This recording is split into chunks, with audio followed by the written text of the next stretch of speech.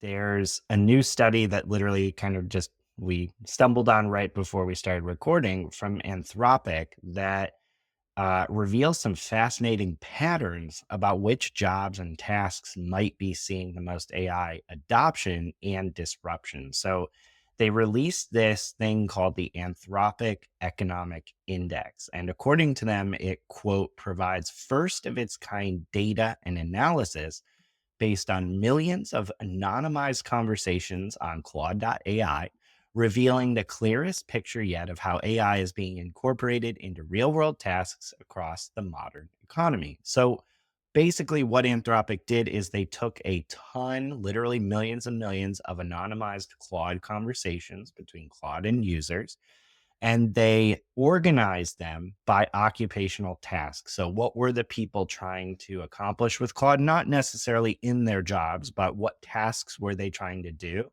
that might map to what we are doing in our professions? And then from there, they were trying to extrapolate, okay, well, what professions, what areas are going to be most possibly affected right now or are being affected right now by AI? So, the initial research finds that AI usage is heavily concentrated in computer related and technical writing tasks. So these fields account for nearly half of all the AI interactions with Claude.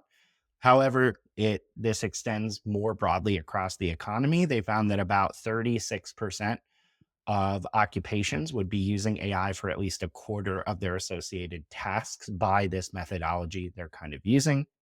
Now, perhaps most interestingly, they don't really see AI completely automating many jobs. The study found that 57% of AI usage involves augmenting and enhancing human capabilities, while 43% involves automation.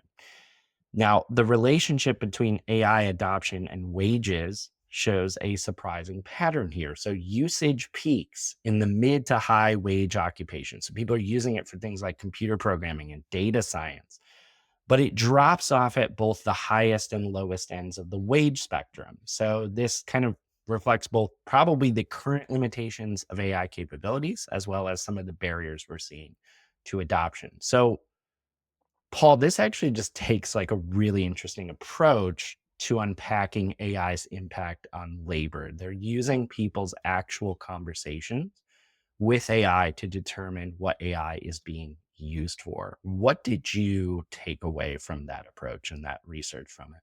Yeah, I was really happy to see the research, and as you mentioned, I mean, this, like, literally popped up 20 minutes before, and we'd made the decision to swap this in, and it actually so nicely transitions from the socioeconomic impact stuff we were just talking about.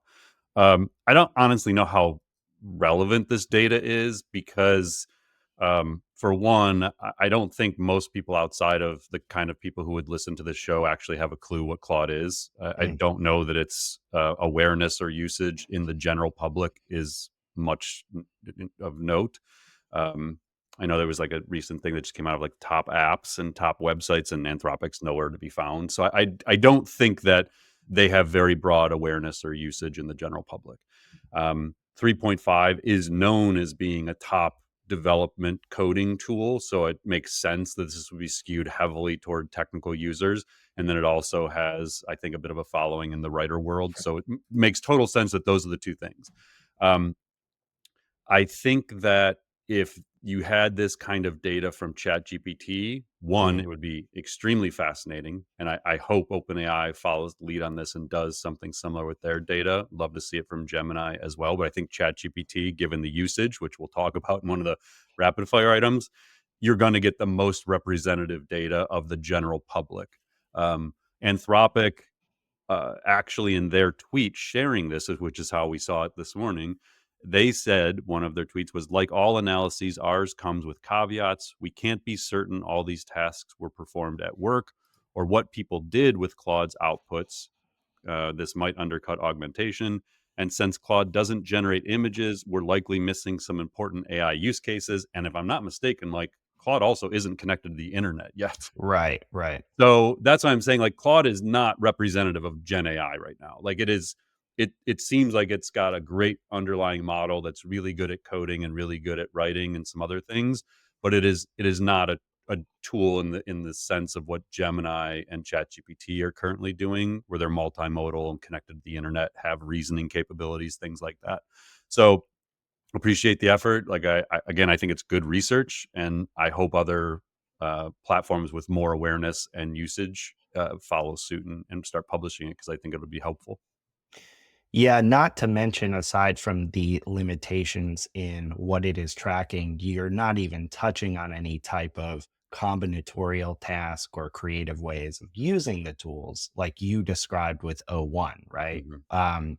That are reshaping how we're even doing work in some of those ways. Like this is going to probably be looking more at like, oh, did you use Claude to refactor code? Did you use Claude to generate headline ideas? Which is all really helpful, but Yeah.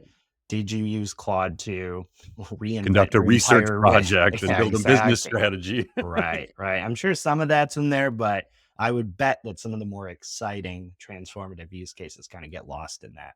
Yeah, they don't have vision, they don't have video generation, they don't have image generation, they don't have audio generation. Like, not, yeah, Mhm. it's not multimodal. So again, great starting point, very valuable if other companies follow suit. But on its own, I wouldn't read too much into the data and assume the use cases they highlight are representative of the broader market.